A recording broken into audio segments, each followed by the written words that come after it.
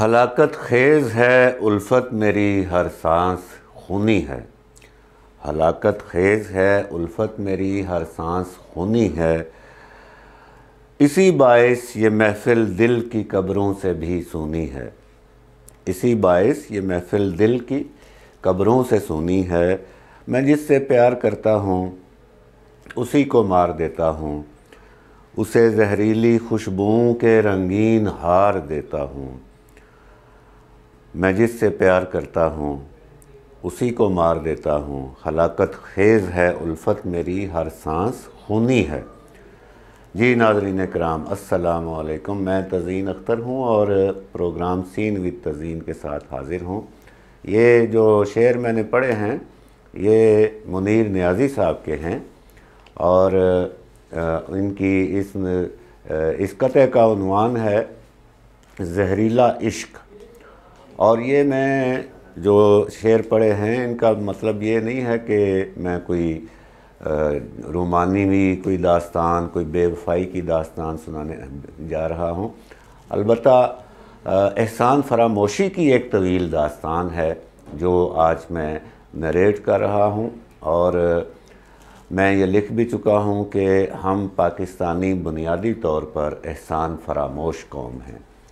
اور آپ ذرا سنبھل کے میری بات سنیے گا، اور فوراً رد عمل دینے سے پہلے پوری بات سن کے اس کے بعد پھر آپ اپنا رد عمل دے سکتے ہیں ہمارے یوٹیوب چینل اذکار نیوز پر، اور دلیل کے ساتھ آپ بات کر سکتے ہیں۔ ناظرین کرام، قائد اعظم سے لے کر آج تک ہم نے اپنے تمام محسنوں کے ساتھ بے وفائی کی ہے اور اپنے تمام محسنوں کو ڈسا ہے، اور جو احسان فراموشی کی بار بار ہم نے داستانیں رقم کی ہیں، اور اس کے باوجود ہمارا سر جو ہے وہ شرم سے جھکتا نہیں ہے، اور ہم مسلسل وہی کام کیے جا رہے ہیں۔ قائد اعظم محمد علی جناح پاکستان بنایا اور پھر اس کو چلانے کی کوشش کی۔ ٹی بی ان کو شروع سے ہو چکی تھی پہلے سے، اور ڈاکٹر نے بتا دیا تھا، لیکن انہوں نے کہا اگر میری بیماری کا پتہ چل گیا ہندوستان کے ہندوؤں کو اور انگریز کو تو پھر شاید پاکستان نہ بن پائے، اس لیے انہوں نے بیماری چھپائی اور کام کرتے رہے، اور پھر پاکستان بنا لیا۔ دنیا کی سب سے بڑی اسلامی مملکت بنائی۔ یہ کوئی چھوٹا کام نہیں تھا، یہ ایک تاریخی کام تھا۔ اور اس کے بعد ڈاکٹر کی ٹریٹمنٹ چلتی رہی، لیکن آخر کار اجل نے ان کو آ لیا، اور جس حالت میں ان کا انتقال ہوا ناظرین کرام، وہ احسان فراموشی اور بے وفائی کی ایک داستان ہے۔ لیکن اصل داستان اس سے بھی زیادہ یہ ہے کہ آج ہم قائد اعظم کے فرمودات پہ، ان کی تعلیمات پہ عمل کر رہے ہیں؟ بالکل نہیں کر رہے۔ ہمارے ہاں کرپشن ہے، ہمارے ہاں اقربا پروری ہے، ہمارے ہاں چور بازاری ہے، ذخیرہ اندوزی ہے، سب کچھ ہے، اور قائد اعظم نے ان سے منع کیا تھا۔ اور پھر عدم برداشت، قائد اعظم نے کہا تھا تمام مذاہب کے لوگ آزاد ہوں گے، جو گردوارے جانا چاہتا ہے وہ گردوارے جائے، جو مندر جانا چاہتا ہے مندر جائے، جو مسجد جانا چاہتا ہے مسجد جائے۔ لیکن آج ہم مذہب کی بنیاد پر بھی ایک دوسرے کو قتل کر رہے ہیں۔ اور قائد اعظم کا انتقال کیسے ہوا؟ کراچی میں ان کی گاڑی خراب ہو گئی، اور ان کی آخری وقت آن پہنچا تھا، اور ان کو لینے کے لیے جو دوسری گاڑی ہے وہ پہنچ نہیں سکی، موجود نہیں تھی، دستیاب نہیں کی گئی، اور قائد اعظم جو ہے وہ قسم پرسی کے عالم میں سڑک پر ان کی وفات ہو گئی۔ یہ تو تھا قائد اعظم کی مثال۔ اور قائد اعظم کی بات چلی ہے تو ساتھ ہی مادر ملت کی بھی بات کر لیتے ہیں۔ ان کی ہمشیرہ محترمہ فاطمہ جناح، ان کے ساتھ ہم نے کیا کیا؟ صدر ایوب خان کے دور میں وہ جو بڑی مشہور ہیں بنیادی جمہوریتوں کا نظام، وہ صدر ایوب نے کر لیا تھا، اور محترمہ فاطمہ جناح نے جب ان کے خلاف الیکشن لڑنے کا اعلان کیا تو پاکستان کی ساری بیوروکریسی، ملٹری، سول، سب جو ہیں وہ قائد اعظم کی بہن کو ہرانے پر جو ہے وہ سرگرم ہو گئے۔ اور ہرانا تو چلو ایک بات تھی، لیکن ان کے حوالے سے اور کافی باتیں چلتی ہیں جن میں کچھ جو ہے وہ میں زبان پر نہیں لانا چاہتا۔ اور کچھ وہ ہیں کہ ان کی نگرانی کی شروع کر دی گئی، اور ان کے اوپر یہاں تک کہ اینٹی پاکستان کا بھی ان کے اوپر الزام لگایا گیا، چونکہ بنگال میں ایسٹ پاکستان میں زبان کے مسئلے پہ تحریک جاری تھی، احتجاج جاری تھے، اور وہ لوگ محترمہ فاطمہ جناح کو پسند کرتے تھے کیونکہ وہ ایک وفاق کی علامت تھیں، بڑی ضرورت تھی وفاق کی اس وقت۔ تو ان کے ساتھ جو کچھ ہوا وہ بھی تاریخ کا ایک حصہ ہے۔ قائد اعظم پر واپس آتے ہیں۔ لیاقت علی خان صاحب پہلے وزیر اعظم، نواب تھے متحدہ ہندوستان میں، اور جب ان کو قتل کیا گیا راولپنڈی کے لیاقت باغ میں تو ان کے کپڑوں کے نیچے جو بنیان تھی وہ پھٹی ہوئی تھی، اور وہ سب کچھ اپنا چھوڑ کے آئے، پاکستان بنانے میں قائد اعظم کا ساتھ دیا، ہراول دستے میں تھے، پہلے متحدہ ہندوستان کے وزیر خزانہ تھے، اتنے باصلاحیت آدمی تھے، اور پاکستان کے پہلے وزیر اعظم بنے۔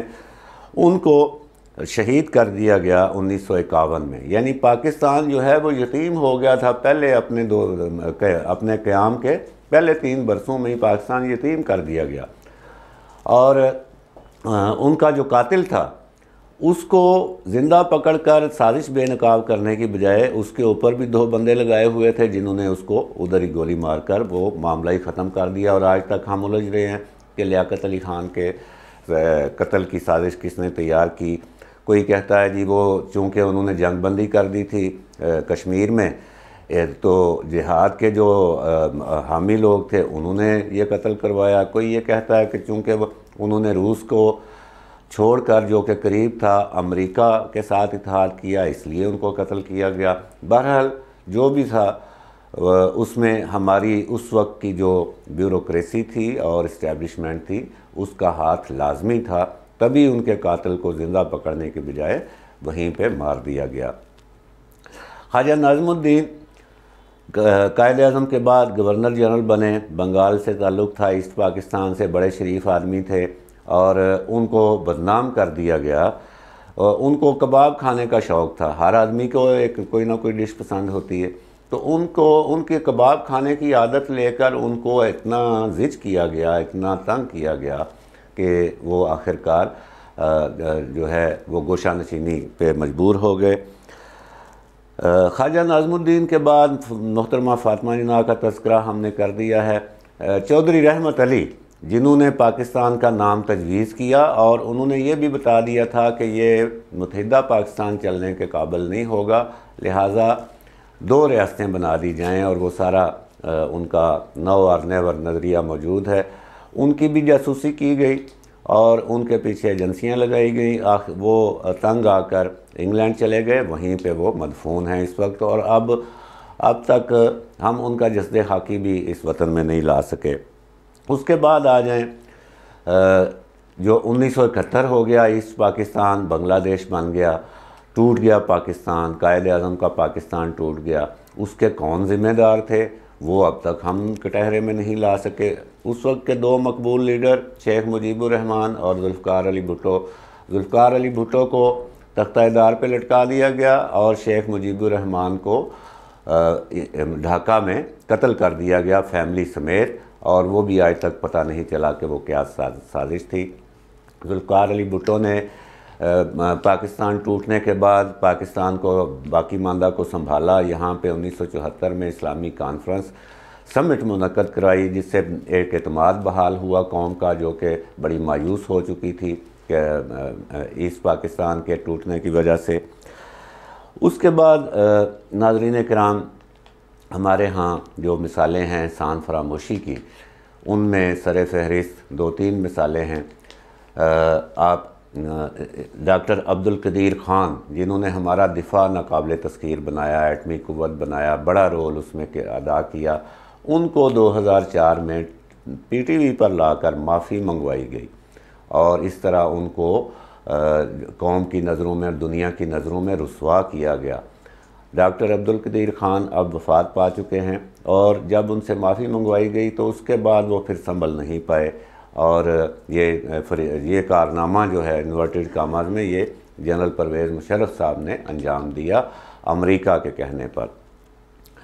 اس کے بعد ناظرین کرام، محترمہ بے نظیر بھٹو وہ ان کے ساتھ لاکھ سیاسی اختلاف صحیح، لیکن وہ پاکستان کی ایک بڑی پارٹی، یعنی پاکستان کے کروڑوں عوام کے دلوں کی دھڑکن تھیں۔